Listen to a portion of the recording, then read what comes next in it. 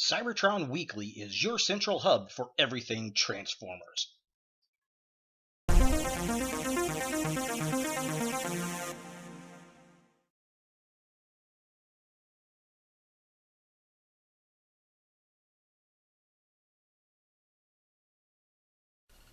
Hello YouTube, Ultra Maximus back with another Transformers review. Today we're taking a look at a Dark of the Moon figure, and it's Autobot Whirl. Now this is a figure I picked up on what I call the eBay cheap bins on Sunday. Sunday afternoons I like to sit down on the couch and peruse through eBay and put Transformers under $10 and see what pops up. And I found this guy one Sunday afternoon, and it was $3.80 shipped. So I went ahead and picked him up on a buy it now, and it's actually pretty decent. This initially came with a little human partner. It obviously does not come with the partner, but the robot is complete, so that makes me happy, and it's an interesting piece. Now, much like the Generations Whirl that we've gotten recently and the Shockwave repaint of it, this guy turns into a helicopter, which Whirl has always turned into a helicopter. Shockwave's a little new to that, but it was definitely interesting. It's a triple changer, much like the Whirl and Shockwave. Not only does it turn into a helicopter, but it also turns into a gun, which I like. I thought that was pretty decent. It's not too terribly big of a figure, but it's not too terribly small of a figure either. I would say this is a modern deluxe class figure today, but back then this would have been a really beefy Scout or a small deluxe figure. Definitely pretty fun, cool. Now, if you notice, I've got the blade kind of bent down backwards here, and that's because I think on display it looks a little bit better. You can see the head a little bit better. The official instructions say these are supposed to be upright like that, but I don't particularly care for that. I think it looks a lot better if you just push one of the blades down and you can give the little guy a little bit more of a robot-y kind of look. As far as articulation goes, this guy can get in some pretty okay poses, but I will say that there are some issues. He does have joints up here at his shoulders. He's got a swing joint right here, an elbow joint there, nothing at the hands. His head's on a ball joint, but will pop off just like that, so that could get lost very, very easy. He's got joints at his hips here, some joints at his knees, and there are ball joints at his ski feet.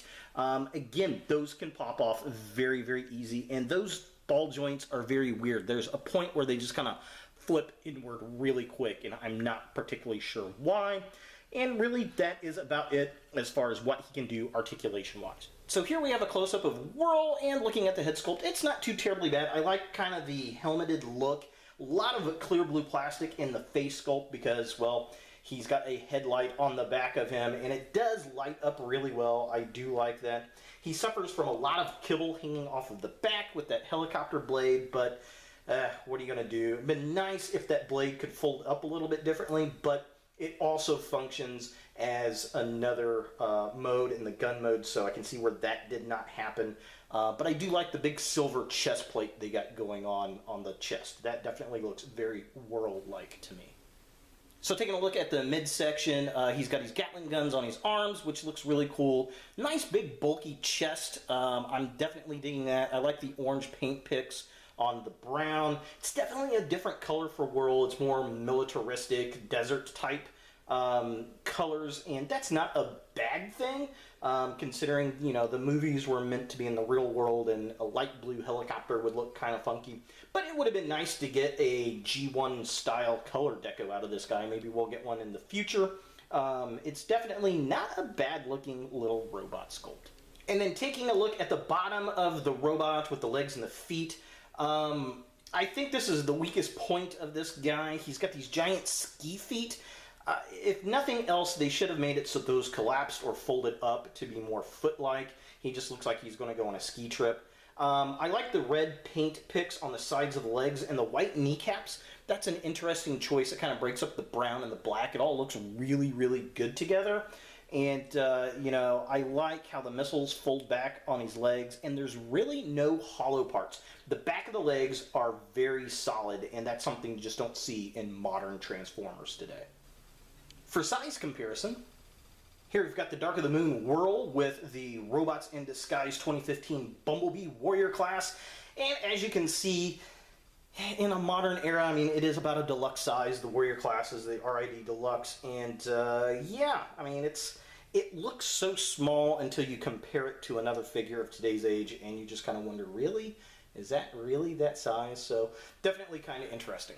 Here's Autobot Whirl from Dark of the Moon with the Combiner Wars Fireflight, or Firefly, whatever you want to call him. And again, approximately the same size. Fireflight's a little bit taller. And it's kind of funny looking at these. This guy would make a really good Vortex, and they may have packaged him under Vortex. If you know, definitely add a comment down below, but I could easily see that.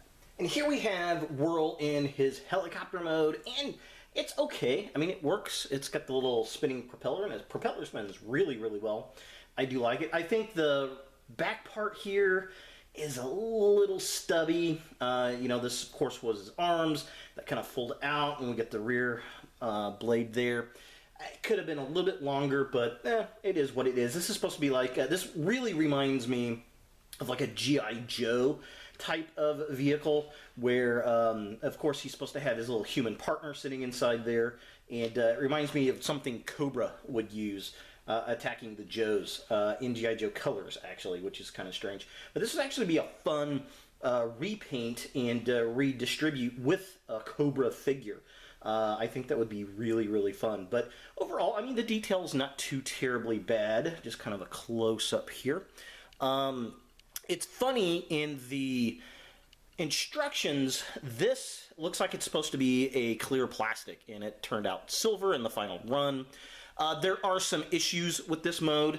One, the blades down here, the skis that it sits on, they're on a really awkward ball joints, and as you can see, they kind of flop funky. They don't want to stay straight all the time when you go around messing with it. So that's kind of unfortunate. And then the legs, as they fold up, they don't have anywhere really to click into place, which is strange.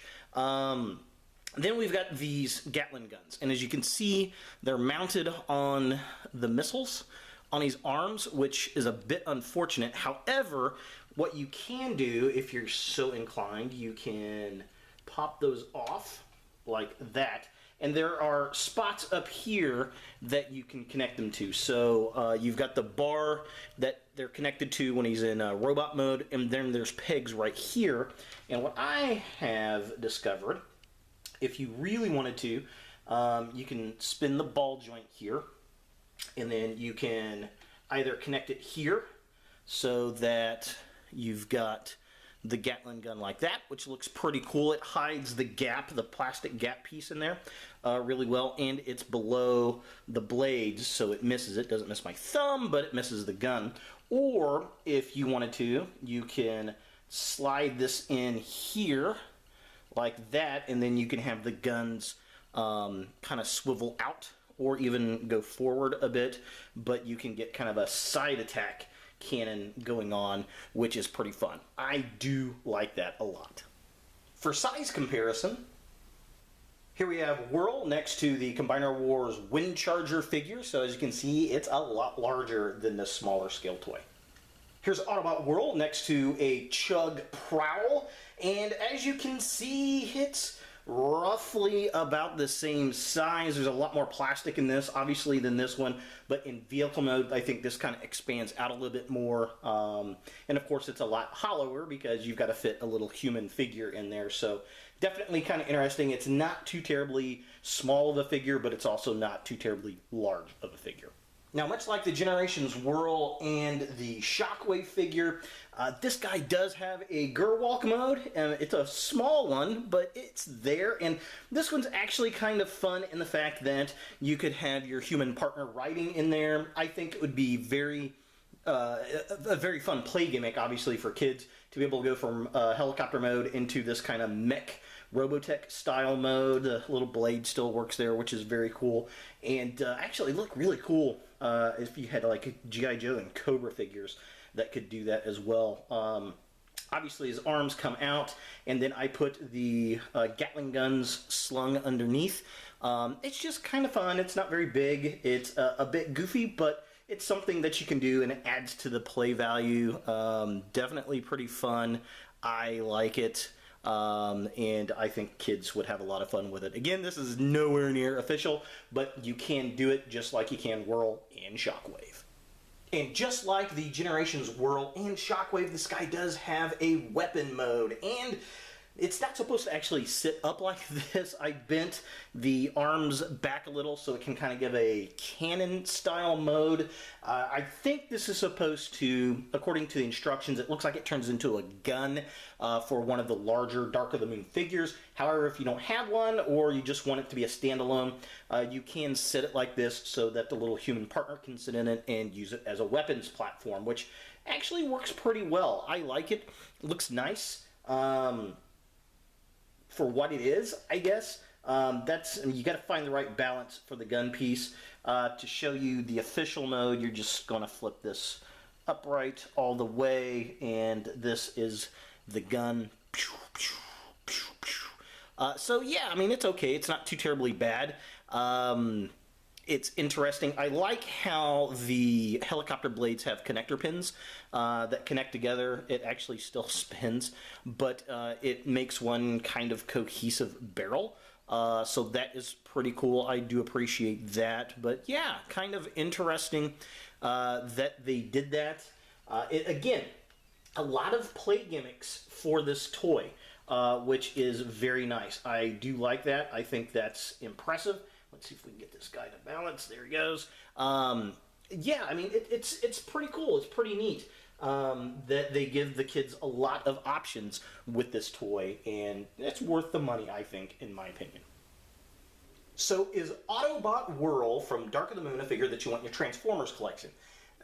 You know, to be honest, I could say this is a very easy pass. Unless you are a die-hard completist and you collect all of the Bayformers, then you're going to want the figure in your collection. However, I will say if you can find this figure on the cheap, it's not a bad piece. Like I said, you know, Sunday afternoons, I like to sit on eBay and do a search for Transformers, buy it now, under $10, and see what comes up. This came up for $3.80. It even came with the instructions for the figure, which was very convenient as far as looking at it, because it's not a figure that you could easily figure out, especially that gun mode. You really kind of have to look at the picture to get it figured out. It's not too terribly difficult as far as transformation goes, but it's not a modern Transformer for sure.